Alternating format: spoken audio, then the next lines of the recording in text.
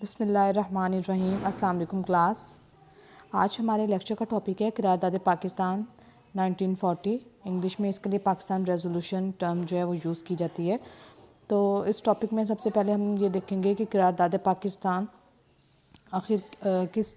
کون سی قرارداد تھی اور یہ کس طرح منظور ہوئی، اور اس قرارداد کو منظور کروانے میں کن کن لیڈرز نے اہم کردار ادا کیا۔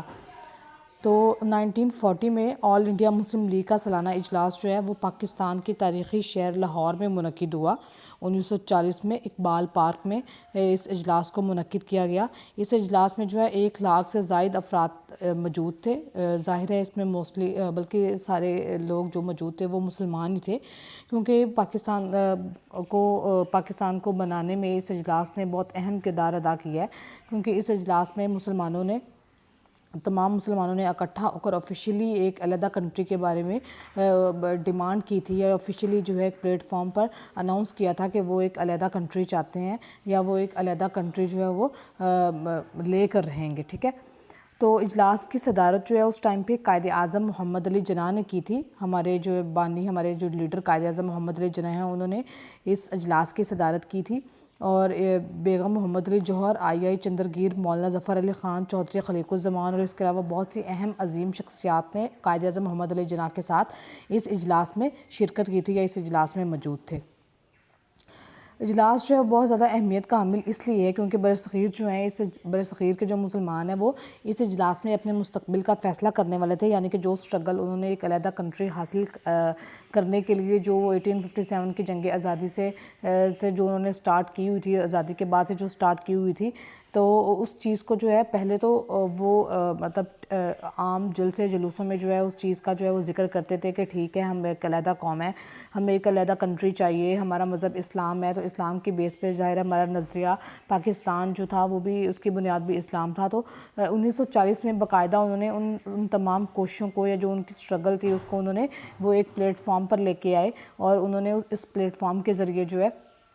باقاعدہ جو ہے اناؤنس کیا، اور ایک علیحدہ کنٹری کے بارے میں جو ان کے جو خیالات تھے، یا جو چیزیں جن کو انہوں نے بنیاد بنایا ہوا تھا ایک علیحدہ کنٹری حاصل کرنے کے لیے، وہ انہوں نے لوگوں تک پہنچائی، ٹھیک ہے۔ قرارداد جو ہے وہ شیر بنگال مولوی فضل الحق نے پیش کی تھی، اجلاس میں وہ بھی شامل تھے، اور انہوں نے جو ہے اس قرارداد کو پیش کیا تھا، اور جیسے انہوں نے اس قرارداد کو لوگوں کے سامنے رکھا، لوگوں کے سامنے پیش کیا، تو لوگوں نے جو ہے اس کا والہانہ استقبال کیا اس قرارداد کا، اور بھرپور تالیوں کے ساتھ اس کو ویلکم کہا، اور ان کے رسپانس کا ہی اسے نظر آ رہا تھا کہ وہ اس قرارداد کو منظور کرا چکے ہیں یا منظور کر چکے ہیں، ٹھیک ہے۔ آخر کار جو ہے 23 مارچ 1940 کو قرارداد لاہور نے منزل اور مقصد کی نشاندہی کر دی، اور جداگانہ مملکت کا قیام مسلمانوں کا ایمان بن گیا، ٹھیک ہے، اور صرف 7 سالوں میں انہوں نے اپنا مقصد حاصل کر لیا۔ 1940 میں یہ قرارداد منظور ہوئی، اور 47 میں آخر کار پاکستان جو ہے وہ منظر عام پر آ گیا۔ قرارداد میں جو ہے 2 مسلم مملکتوں کا مطالبہ کیا گیا تھا۔ 1946 میں جو ہے نئے سرے سے اس پر غور کیا گیا، اور دہلی کے کنونشن میں ایک اور قرارداد ایک اور بنگالی رہنما حسین شہید سہروردی نے پیش کی، جن کی روح سے صرف ایک مملکت کا مطالبہ جو ہے پیش ہوا، جو بنگال، اسام، پنجاب سرحد، سندھ، بلوچستان اور کشمیر پر مشتمل ہوگی، ٹھیک ہے۔ پہلے تو انہوں نے انیشلی طور پر جو ہے 2 مسلم مملکتوں کے بارے میں کہا، لیکن جو ہے بعد میں جب سید حسین شہید سہروردی نے پیش کی تو انہوں نے صرف ایک مملکت کا مطالبہ اس میں جو ہے اس قرارداد میں پیش ہوا تھا، اور جسے بعد میں منظور بھی کر لیا گیا۔ قرارداد کو جو ہے مسلم لیگ نے تو قرارداد لاہور کا انعام دیا تھا، لیکن جیسے انہوں نے یہ قرارداد پیش کی اور مسلمانوں نے اس کو جو ہے منظور کر لیا، یا مسلمانوں نے اسے ویلکم کہا، تو ہندو اخبارات نے جو ہے یا ہندو لیڈرز نے اس کو ایکسیپٹ نہیں کیا، اور انہوں نے طنزاً جو ہے اس قرارداد کے لیے جو ہے قرارداد پاکستان کی اصطلاح جو ہے وہ استعمال کی۔ قرارداد لاہور کی جگہ انہوں نے کہا کہ قرارداد پاکستان جو ہے وہ منظور ہوئی ہے، اور ان کا یہ طنز مسلمانوں کے لیے اچھا ثابت ہوا، اور مسلمانوں نے بھی جو ہے انہیں بھی یہ اصطلاح بہت پسند آئی، اور انہوں نے بعد میں قرارداد لاہور کو چینج کر کے اس قرارداد کا نام قرارداد پاکستان رکھ دیا، ٹھیک ہے۔ اب اس قرارداد کے بنیادی نکات کیا تھے، کون سی ایسی انہوں نے اس قرارداد کی بنیاد کیا بنائی تھی کہ جس کی وجہ سے جو ہے اس کو سٹرونگ بنایا گیا، یہ ایک جو ہے بہت زیادہ ٹرننگ پوائنٹ مسلمانوں کے لیے ثابت ہوئی۔ تو سب سے پہلے جو انہوں نے جس پوائنٹ کو ہائی لائٹ کیا وہ یہ تھا کہ نئے خطوں کی صورت میں حد بندی کی جائے، شمال مغرب اور شمال مشرق میں مسلم اکثریت والے علاقوں میں آزاد مسلم مملکتیں جو ہیں وہ قائم کی جائیں، ٹھیک ہے۔ اب یہ شمال مغرب اور شمال مشرق کا انہوں نے نام کیوں لیا؟ کیونکہ اس سائڈ پہ جو ہے مسلمانوں کی تعداد زیادہ تھی اور مسلمان اس سائڈ پہ اکثریت سے تھے، تو انہوں نے کہا کہ جہاں مسلمان اکثریت سے ہیں انہی کو جو ہے مسلم اکثریت والے علاقوں کو آزاد مسلم مملکت جو ہے وہ بنا دیا جائے۔ پھر دوسرا انہوں نے کہا کہ بر صغیر میں جو ہے اب تقسیم کے علاوہ کسی دوسری اسکیم کو منظور نہیں کیا جائے گا، کیونکہ شروع سے جب بھی مسلمان جو ہے کہ ایسا کوئی قدم اٹھاتے یا مسلمان جو ہے اپنا جذبہ دکھاتے ایک علیحدہ کنٹری حاصل کرنے کے لیے، تو ہندو لیڈرز یا ہندو عوام یا اس ٹائم پہ بر صغیر کی حکومت جو ہے وہ کسی نہ کسی طرح مسلمانوں کے راہ میں رکاوٹ بن جاتی، کوئی نہ کوئی انہیں پرپوزل دے دیا جاتا کہ اچھا یہ چیز ایکسیپٹ کر لو یا وہ کر لو، صرف تقسیم کے منصوبے سے ہٹ جاؤ۔ تو اس قرارداد میں جو چیز انہوں نے ہائی لائٹ کی وہ یہی کی کہ بر صغیر میں اب جو اسکیم منظور ہوگی وہ تقسیم کی ہوگی، تقسیم کے علاوہ وہ کسی اسکیم کو جو ہے وہ ایکسیپٹ نہیں کریں گے، تو اسی لیے کسی اور چیز کے بارے میں سوچا بھی نہیں جائے۔ پھر تیسری چیز جو انہوں نے کہی وہ یہ تھا کہ تقسیم ہو جاتی ہے تو ہندو اکثریتی علاقوں میں مسلم اقلیت کے حقوق کا تحفظ کا مناسب بندوبست بھی کیا جائے، یعنی کہ وہ کہتے ہیں کہ اگر تقسیم ہو جاتی ہے کہ ایک علیحدہ کنٹری ہمارا بن جائے، تو اگر ہندو اکثریتی علاقوں میں اگر مسلمان ایز این ایک اقلیت قوم کی صورت میں رہیں تو ان کے حقوق کا مناسب بندوبست بھی کیا جائے۔ یہ نہ ہو کہ مسلمان جو ہے ایک علیحدہ ہمارے ٹھیک ہے انڈیا اور پاکستان بن جاتے ہیں تو اس کے بعد جو ہے انڈیا میں اگر مسلمان اقلیتی قوم کی طرح رہ رہے ہیں تو یہ نہ ہو کہ پاکستان بننے کا غصہ ان پہ نکالا جائے یا ان کا وہی حال ہو کہ جو کہ جس کی وجہ سے ہم یہ ساری چیزیں کر رہے ہیں، یعنی کہ علیحدہ کنٹری کی ڈیمانڈ کر رہے ہیں، تو اگر بعد میں جو ہے مسلم اقلیتوں کو جو ہے اگر انڈیا میں ان کے بنیادی حقوق کا تحفظ ہی نہ ہو تو پھر کیا فائدہ۔ تو اسی لیے انہوں نے یہ کہا کہ اگر تقسیم ہو جاتی ہے تو ہندی اکثریتی علاقوں میں مسلم اقلیت کے حقوق کا مناسب تحفظ بھی کیا جائے، ٹھیک ہے۔ پھر آتے ہیں جی قائد اعظم کی تقریر، جو انہوں نے یہ آل انڈیا مسلم لیگ کے سالانہ اجلاس 1940 میں جب قرارداد منظور ہوئی تھی اس میں جو کیا تھا کہ اس میں جو انہوں نے تقریر کی تھی اس کے بنیادی نکات یہ تھے کہ سب سے پہلے تو انہوں نے اس چیز کو سب کے سامنے پیش کیا، خاص طور پہ انہوں نے ہندوؤں کو یہ ریئلائز کروایا کہ مسلمان جو ہیں وہ ایک علیحدہ قوم ہے، جو متحدہ قومیت کی بر صغیر کی جو ہے تقسیم نہ کرنے کی جو بات کرتے ہیں یا ایک قوم کی بات کرتے ہیں، تو ان کو یہ بتانے کی کوشش کی کہ مسلمان ہر لحاظ سے ایک علیحدہ قوم ہے، اور کیونکہ سب سے پہلے جو چیز ان کو علیحدہ کرتی ہے وہ ان کا مذہب ہے، کیونکہ مسلمانوں کا مذہب سب سے جدا ہے اور سب سے ڈیفرنٹ ہے، پھر ان کے رسم و رواج، ان کے روایات، تہذیب و ثقافت، سب کچھ مسلمانوں کا جو ہے جدا ہے، تو اس وجہ سے مسلمان ایک علیحدہ قوم ہے۔ پھر انہوں نے کہا کہ ہندوؤں کے ساتھ جو ہے رہنے کے باوجود بھی مسلمان جو ہیں اپنی جداگانہ پہچان رکھتے ہیں، یعنی کہ اتنا عرصہ ہندوؤں کے ساتھ رہنے کے باوجود بھی مسلمان ان کا حصہ نہیں بنے ہیں بلکہ ان کی ایک علیحدہ پہچان ہے۔ پھر سیکنڈ پوائنٹ یہ تھا کہ اگر بر صغیر متحدہ صورت میں آزاد ہوتا ہے تو مسلمانوں کے حقوق کی حفاظت نہیں ہو سکے گی۔ اب یہ چیز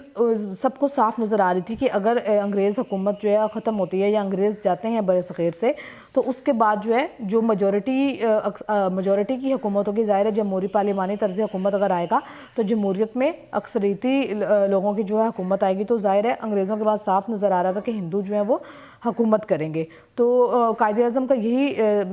پوائنٹ تھا کہ اگر بر صغیر متحدہ صورت میں آزاد ہوتا ہے کہ اگر دونوں قومیں جو ہیں مل کے بر صغیر کو آزاد کراتی ہیں تو مسلمانوں کے حقوق کا تحفظ نہیں ہو سکے گا، کیونکہ ہندو اس کے بعد حکومت میں آئیں گے اور ہندوؤں کی ہمیشہ سے یہ خواہش رہی تھی کہ وہ مسلمانوں کو غلام بنا کے رکھیں۔ پھر مسلمان جو ہیں علیحدہ مملکت کا مطالبہ کر رہے ہیں تو یہ غیر تاریخی نہیں سمجھا جا سکتا، کیونکہ ان کے علیحدہ مملکت کا مطالبہ جو ہے بہت زیادہ اہمیت کا حامل ہے اور بہت زیادہ تاریخ میں اس کو اہمیت حاصل ہے۔ انہوں نے پھر اس کی مثالیں بھی دیں کہ جیسے برطانیہ سے آئرلینڈ جدا ہوا، اسپین سے پرتگال ہوا اور انہوں نے جدا ہو کے علیحدہ علیحدہ وہ مملکتیں بنی، دنیا کے نقشے پر ابھری اور وہ آزادانہ زندگی گزار رہے ہیں۔ پھر وہ کہتے ہیں کہ جو بر صغیر کا مسئلہ تھا یعنی کہ تقسیم کا مسئلہ تھا وہ کوئی قومی یا فرقہ وارانہ نہیں تھا بلکہ اس سے بھی بہت بڑا مسئلہ تھا، ٹھیک ہے، یہ بین الاقوامی مسئلہ تھا اور اس میں جو ہے اس کا حل بھی اسی طرح سے ضروری تھا کہ یہ نہیں کہہ سکتے ہیں کہ ٹھیک ہے فرقہ وارانہ اور قومی عناصر بھی جو اس میں شامل تھے، لیکن اس ٹائم پہ جو سچویشن تھی اس حساب سے یہ مسئلہ ان دونوں چیزوں سے اوپر جا چکا تھا اور بین الاقوامی مسئلہ یہ بن چکا تھا۔ پھر کہتے ہیں کہ بر صغیر ایک بر صغیر ہے، بر صغیر ایک بڑے صغیر ملک نہیں اور نہ ہی یہ قوم کا وطن ہے۔ ظاہر ہے اس میں ہر طرح کی قومیں آباد تھیں، مسلمان تھے، ہندو تھے، پارسی تھے، کرسچنز تھے، یعنی کہ ہر جوئش تھے، ہر مذہب سے تعلق رکھنے والے لوگ بر صغیر میں موجود تھے۔ تو ملک تو انہیں کہا جاتا ہے نا جس میں ایک قوم موجود ہو یا جس میں اکثریتی قوم موجود، جیسے کہ ہم پاکستان ہے تو پاکستان میں مسلمان اکثریت سے ہیں، اقلیتی اقوام بھی شامل ہیں، لیکن جو میجورٹی لوگ ہیں وہ مسلم کمیونٹی سے تعلق رکھتے ہیں۔ اسی طرح انڈیا میں اگر وہ انڈیا ایک ملک کہا جاتا ہے تو اس وجہ سے نہیں کہ اس میں جو ہے ٹھیک ہے اقلیتیں بھی موجود ہے بلکہ اس وجہ سے کہ کیونکہ انڈیا ہندوؤں کا ملک ہے، اس میں میجورٹی لوگ جو ہیں وہ ہندوازم سے تعلق رکھتے ہیں اور اس کے بعد جو ہے منورٹیز شامل ہوتے ہیں۔ تو اسی طرح بر صغیر میں اس ٹائم پہ ہر طرح کی قومیں آباد تھیں، ہر طرح کی قومیں ہر ریشوں سے آباد ہوئی، تو اسی لیے اسے بر صغیر کہا جا سکتا تھا، ایک وطن نہیں، کسی قوم کا وطن نہیں۔ تو یہاں کئی قومیں رہ رہی ہیں اور ان کے مفادات بھی علیحدہ علیحدہ ہیں، ٹھیک ہے۔ پھر مطالبہ پاکستان کا پس منظر کیا تھا کہ کون سے ایسے عناصر تھے یا کیا ایسی چیزیں تھیں جس نے مسلمانوں کو اکسایا یا مسلمانوں کو مجبور کیا کہ وہ ایک علیحدہ کنٹری کی ڈیمانڈ کریں، کیونکہ وہ تو پہلے بھی رہتے آ رہے تھے نا بر صغیر میں، تو پھر کیا ایسے حالات پیش آئے جس کی وجہ سے انہوں نے ایک علیحدہ کنٹری کی ڈیمانڈ کی۔ تو کہتے ہیں کہ پاکستان کا مطالبہ جو ہے وہ بر صغیر کے مسلمانوں نے بڑی سوچ و بچار کے بعد کیا کہ یہ ان کا کوئی وقتی فیصلہ نہیں تھا یا غصے میں آ کر کیا ہوا فیصلہ نہیں تھا، بلکہ بہت پیچھے سے انیشلی سٹیج سے مسلمانوں کے ساتھ ایسے ان کے حالات تھے یا ان کے ساتھ ایسا سلوک کیا جا رہا تھا جس کی وجہ سے مسلمان آخر کار تنگ آ کر انہوں نے ایک علیحدہ کنٹری کی ڈیمانڈ کی، ٹھیک ہے۔ اس کے علاوہ وہ کہتے ہیں کہ اس ٹائم پہ کئی شخصیتیں ایسی تھیں جب مسلمانوں نے ایک علیحدہ کنٹری کا مطالبہ کیا تو کچھ لوگ تھے، میجورٹی ہوگی جنہوں نے اس چیز سے ڈینائی کیا ہوگا یا ان کی مخالفت کی ہوگی، لیکن انہی لوگوں میں کچھ اچھے لوگ بھی شامل تھے جنہوں نے دور اندیشی کا مظاہرہ کرتے ہوئے اور جنہوں نے فیوچر کو جو ہے وہ سیکیور کرتے ہوئے اس چیز پر ایگری وہ کیے کہ ہاں بر صغیر کا جو ہے حل ایک ہی ہے کہ اس کی تقسیم کر دی جائے اور مسلمانوں کو ایک علیحدہ وطن دیا جائے، جس میں جو ہے انگریز مصنف بلنٹ، انگریز مصنف جان برائٹ، اس کے علاوہ سید جمال الدین افغانی، عبدالحلیم شرر، چودھری رحمت علی، ڈاکٹر عبداللطیف، علامہ محمد اقبال، سکندر حیات اور اس کے علاوہ دیگر جو ہیں شخصیات شامل تھیں جہاں انہوں نے جو ہے یہ پوائنٹس میں ان کا ذکر کیا ہوا ہے۔ پھر وہ کہتے ہیں کہ جتنے بھی یہ لوگ تھے ان سب نے جو ہے کسی نہ کسی طرح اپنی بکس میں، اپنے خطبوں میں، اپنے جلس و جلوس میں انہوں نے کہیں نہ کہیں جو ہے بر صغیر کی تقسیم کا اشارہ کیا اور ہندو اور مسلمان دو علیحدہ قوموں انہوں نے اس چیز کو تسلیم کیا کہ ہندو اور مسلمان جو ہے دو علیحدہ قوم ہیں۔ انہی میں سب سے پہلے وہ بتا رہے ہیں کہ جیسے علامہ اقبال نے خطبہ الہ آباد 1930 میں جو ہے جب انہوں نے مسلم لیگ کے سالانہ اجلاس کی صدارت کی تو انہوں نے تقسیم کا حل پیش کیا یا تقسیم کا واضح نقشہ انہوں نے پیش کیا۔ پھر انہوں نے چودھری رحمت علی کی بات کی ہوئی ہے کہ انہوں نے ایک اپنے پمفلٹ اب نہیں تو کبھی نہیں، ناؤ اور نیور جو ہے انہوں نے اس میں جو ہے تقسیم کا ذکر کیا جو انہوں نے لندن میں ہونے والے تیسری گول میز کانفرنس میں جو ہے اس پمفلٹ کو جو ہے اس کے شرکاء میں تقسیم کیا۔ پھر سید حسین ریاض جو ہیں انہوں نے تصنیف ایک بک لکھی پاکستان ناگزیر تھا، اس میں بھی انہوں نے کہا کہ قائد اعظم جب 1930